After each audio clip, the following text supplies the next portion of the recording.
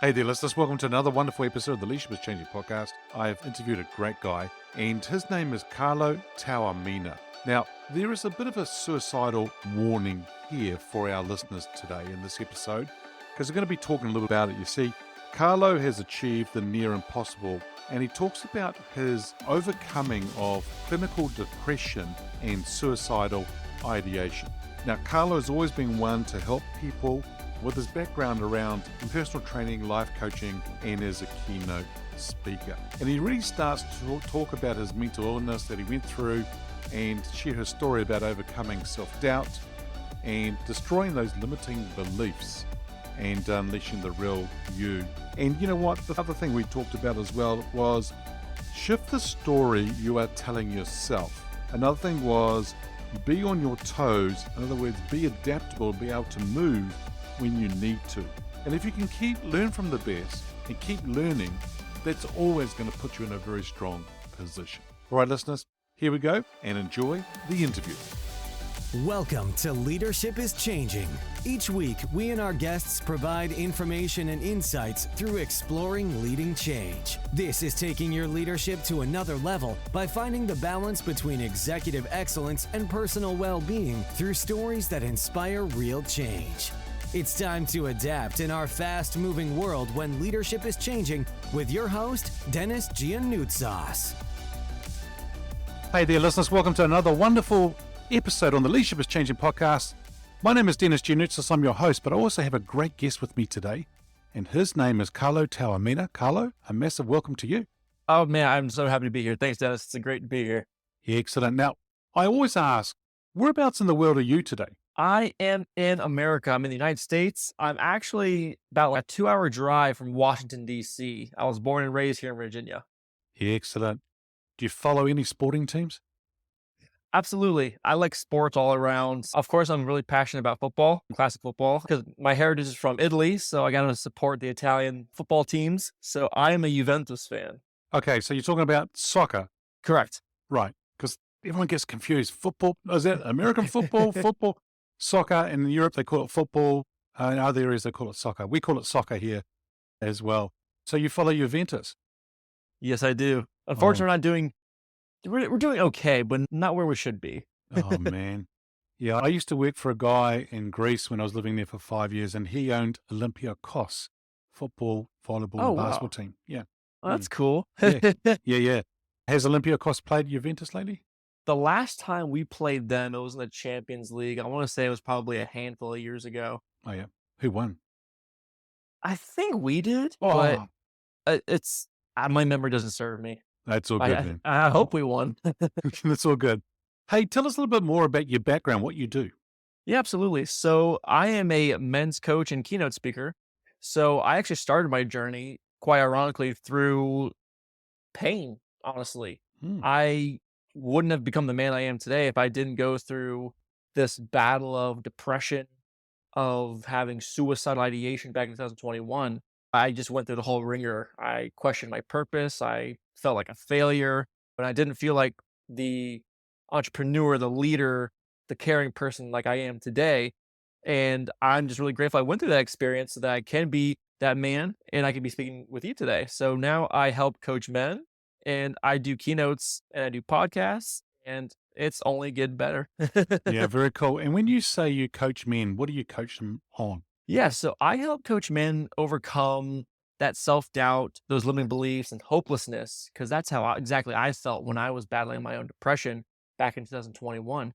And I know especially as those who are leaders, CEOs, executives, entrepreneurs, and just high performer men or just people in general, we can still have those same feelings. Mm. And that's exactly how I help them. I help them overcome that self-doubt that they may be dealing with, along with those limiting beliefs and those stories they keep telling themselves that is preventing them from reaching their potential and reaching their potential with their personal lives and their business and preventing them from being successful leaders and high performers that they know they are. Yeah. And I help them break those and find that new purpose and make sure that they're performing the way they should be. Nice. And what do you think? Because I think for some people, they go down what we call a rabbit hole, or they go down to that area, and it's actually quite a slippery slope as well. What causes people to get into that kind of situation? There are a couple of different ways For me, it was specifically trauma, right? It was specifically like this feeling of loss. And I think a lot of people can resonate with that is that they feel like they either lost something or someone, or they had an experience that rocked them in their lives. So for me, for example, I had what I like to call a hell week, right? Where I felt like my entire life just fell apart within 1 week. And with all this trauma happening and all these things coming at me all at once within the same week, I didn't know how to necessarily cope or react with this. So in that 1 week, I actually had a position at the time. I was a manager of a gym, and I lost that job right before Christmas, right before my birthday. I went through a severe back injury and I couldn't walk for a period of time. At the time, I also had my own separate online personal training business, which was not performing well at all. And I was losing money and I was freaking out. I didn't know what to do. And on top of that, there was a young lady I was seeing at the time who we were madly in love with each other. We said we were going to get married, have kids. And then all of a sudden she calls me and says, "Hey, I don't want to see you anymore." And all of this just happened in 1 week. And these traumatic events happened and I was completely caught off guard and I didn't know how to handle it. And from all of this, feeling like my life crumbled apart, that's where I just fell apart essentially and I gave up. And that's why I went through that negative spiral.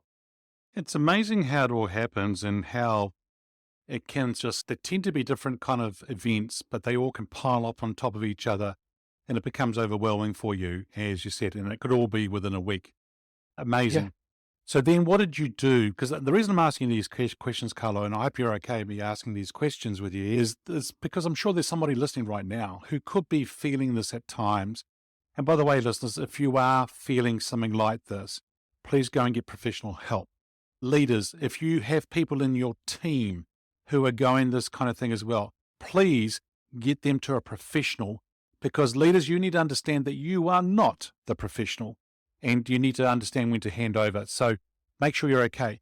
Carla, what did you do to help yourself through that week and then after? Yeah, that's a great question. It wasn't an easy process. It wasn't at all. And in fact, by the end of 2020, that's where it all happened. The pretty much the entire year of 2021, all I did was lay in bed every day. And I didn't want to move. I didn't want to get up. I didn't want to try. I just wanted to give up on life. And quite honestly, and please forgive me if this is too far, but I didn't want to go on anymore. I was really close to making that one decision you can't come back from.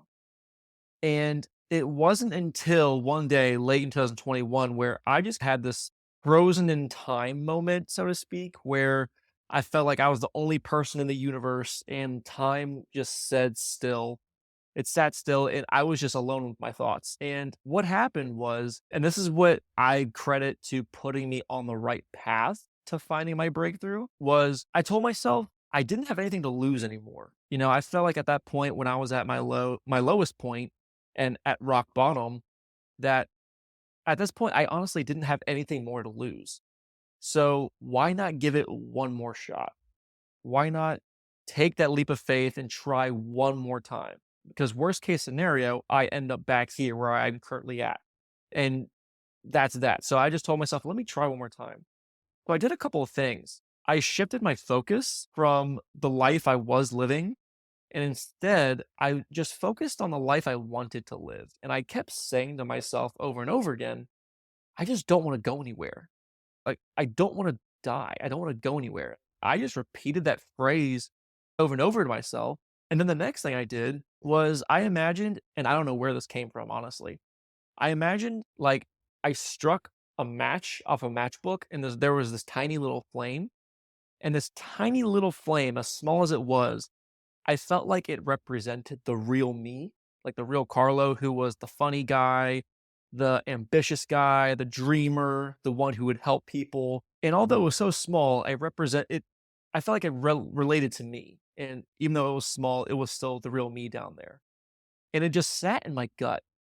And the more I focused on this tiny little flame, it grew. And eventually those two things put me on the path to finding my breakthrough. And if I didn't, then I wouldn't be here talking to you. I wouldn't be the life coach I am today, the keynote speaker I am today. And I'm so glad that I took that leap of faith and I found all the answers I needed. I learned everything I needed to not only help myself, but to find my purpose and to help my clients. There you go. You know what, Carlo, first of all, thank you for sharing all of that because you're being vulnerable with us here as well.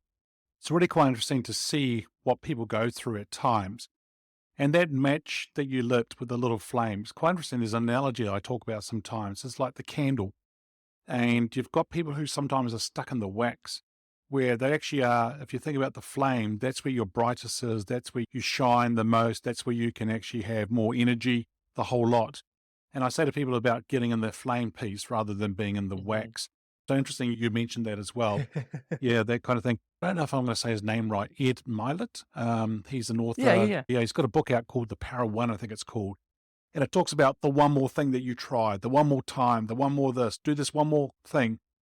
Amazing. And if you, like you said, if I give it a go one more time and just go from there, let's see what happens. Pretty cool. Thank you. I appreciate you. Yeah, very good. Now, the show here is called, let me start off before I go down to leadership is changing in the show, but let's talk about leadership. How did you get into leadership? That's a great question. And honestly, it all stems from that previous story. I wouldn't be the leader I am today if I didn't learn these core principles of how I found myself. And when I realized that what I was doing to myself back in 2021 was I was holding myself back with this self doubt and these limiting beliefs and this hopelessness, honestly.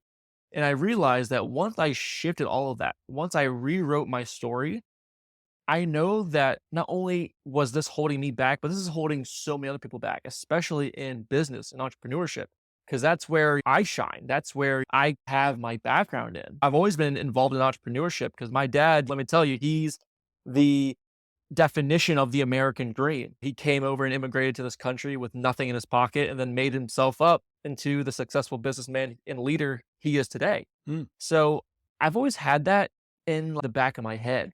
So how I'm into leadership today is I took the lessons I learned from overcoming my own struggles and I help not only myself, but the businesses, the corporations, the Fortune 500 companies I speak to on a daily basis on how to properly run your organizations, how to properly treat employees, how to properly create a vision long term by making simple tweaks, mm. like shifting the story that you're telling yourselves on what success is, what failure is, how you can perform better, how you can take failures and change the perception of them and use them to your advantage instead of letting them harm the business or your personal life. And that's how I got started in it. I like how you say that, shift the story you're telling yourself. Very cool. That's very good. Hey, look, the other thing I wanted to ask you was, now this person could be alive or from history. And what I'm already quite keen to know is, who's been your favorite leader and why? I'm so glad that's the question you brought up because we were actually talking about him before the show started. Tony Robbins. Hmm, He's definitely a big influence on me. He's been in the marketplace for 40 plus years, and it's because he's doing something right. It's because he's serving at the highest level and he's leading his teams at the highest level. There can be those people who are trendy. You'll see them and they'll last for a little bit, but then they'll fizzle out and you never hear from them again.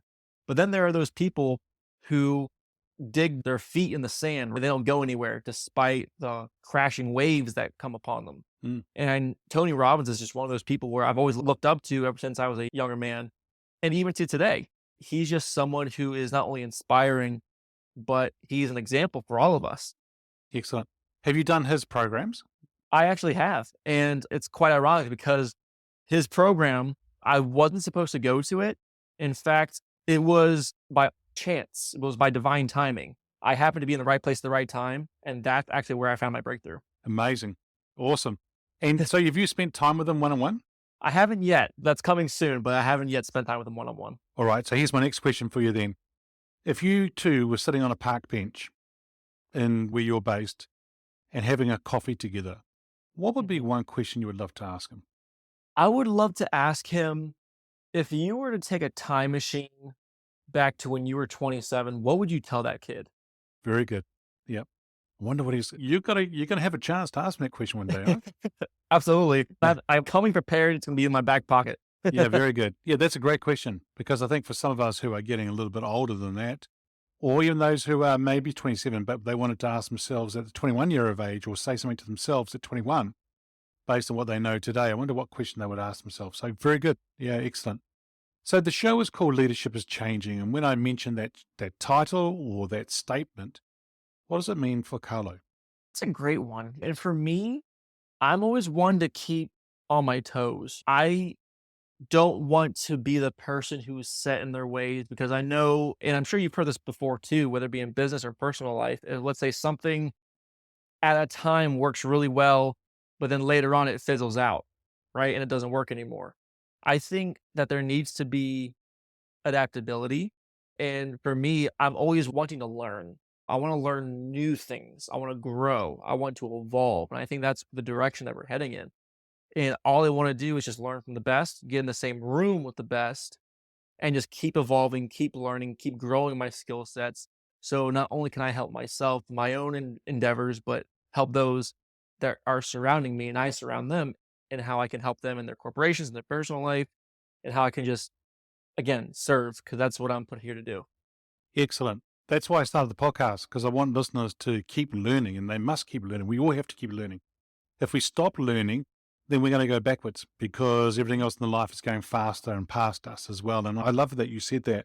So be on your toes, be adaptable, leaders and listeners. And the other thing too is that you need to learn new things, keep growing.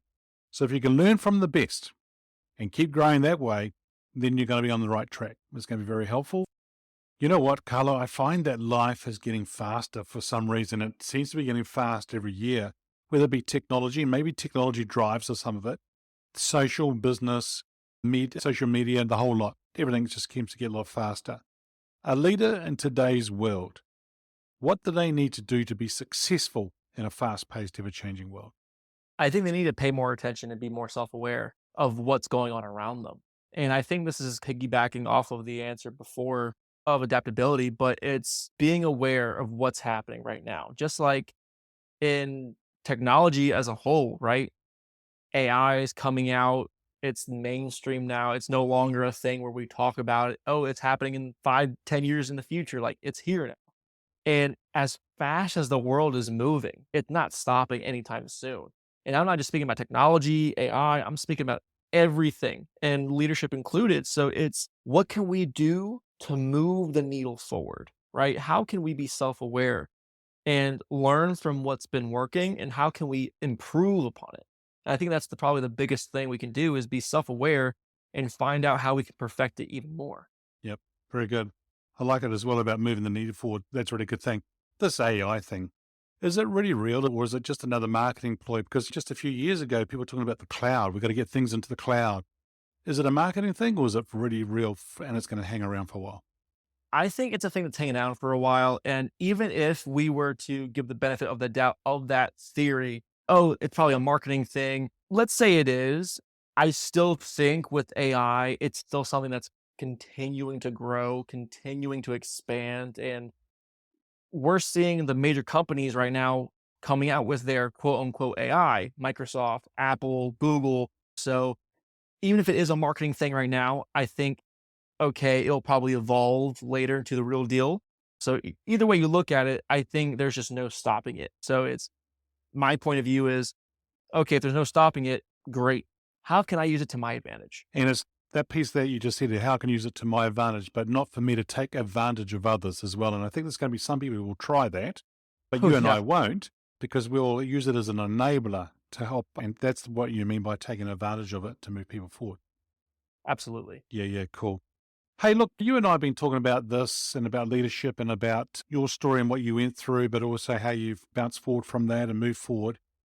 But also, we've talked about leadership and from the lens of a leader. But if we were to change lenses now and think it from an employee's perspective, has Hmm. employees' expectations of leaders changed?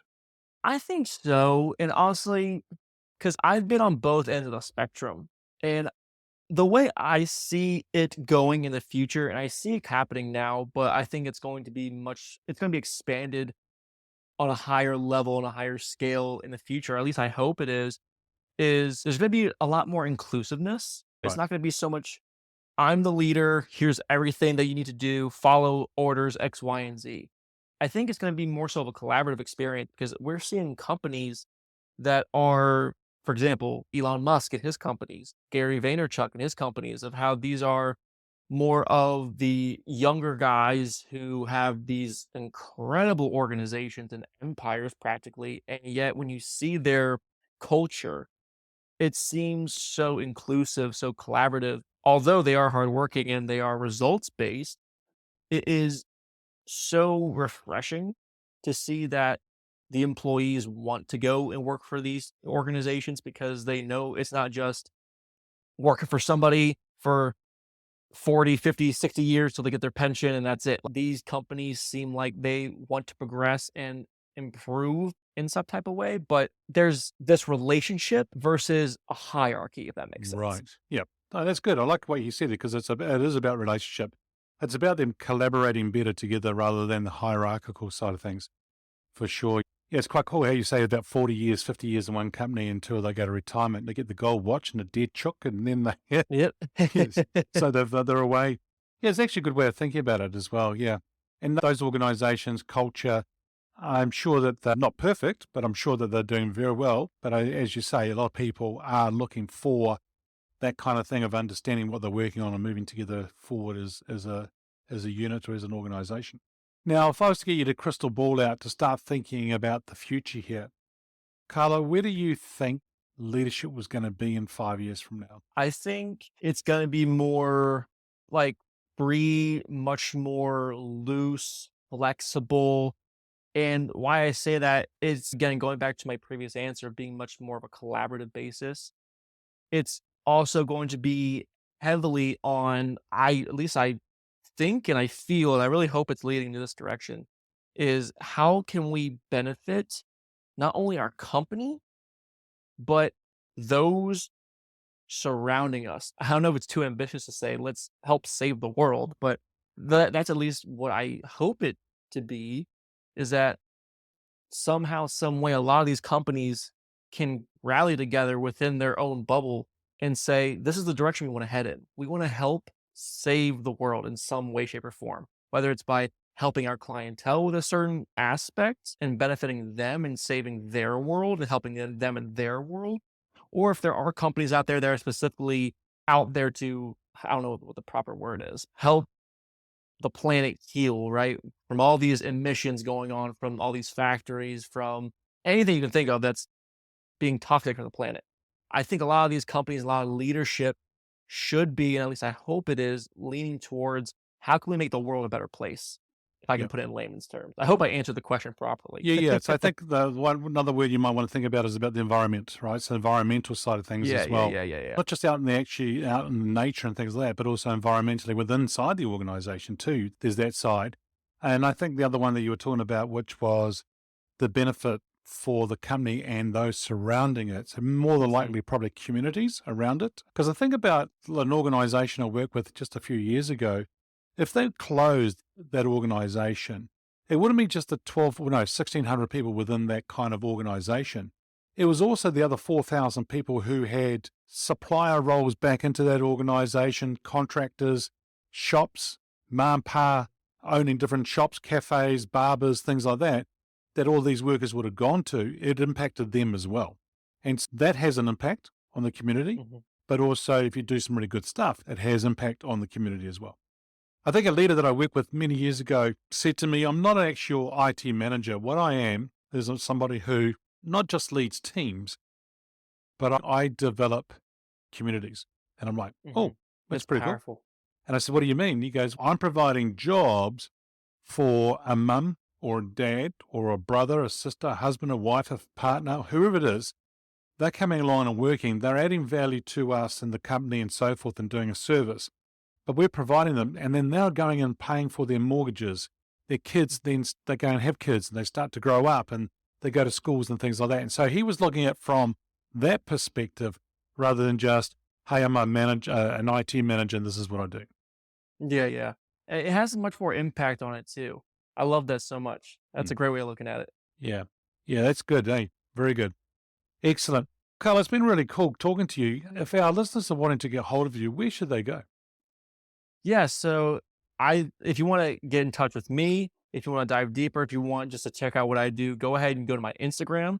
It's Carlo Taormina _life coach. And if you want to hit me up personally, I would love to talk to you. Just send me a heart emoji, my DMs, and I'm all up for it. Excellent. We'll put your Instagram link into the show notes so the listeners can refer to it if they need to. So that'll be there for you. But Carlo, once again, been a real pleasure talking to you. Keep up your awesomeness, and thank you for joining me on today's show. Thank you so much, Dennis. I can't thank you enough. It's been a blast. It's been a pleasure. And I just wish you the best of luck on your future podcast episodes and everything else you're doing. Excellent. There you go, listeners. Doesn't matter what kind of week you're having. Just know that there are people out there that can support you and help you through things. But also think about the story that you're telling yourself. Do you need to shift that story and what you're saying to yourself? Be on your toes, be adaptable, but pay more attention of what's going on around you and have that awareness. And then also understand how can you move the needle forward. Hey, thanks for joining us. Until next time, bye for now. Thank you for listening to this episode of Leadership is Changing with your host, Denis Gianoutsos. Each week, we and our guests provide information and insights through exploring leading change, inspiring executives and leaders to adapt and lead a bigger game in a fast-moving world.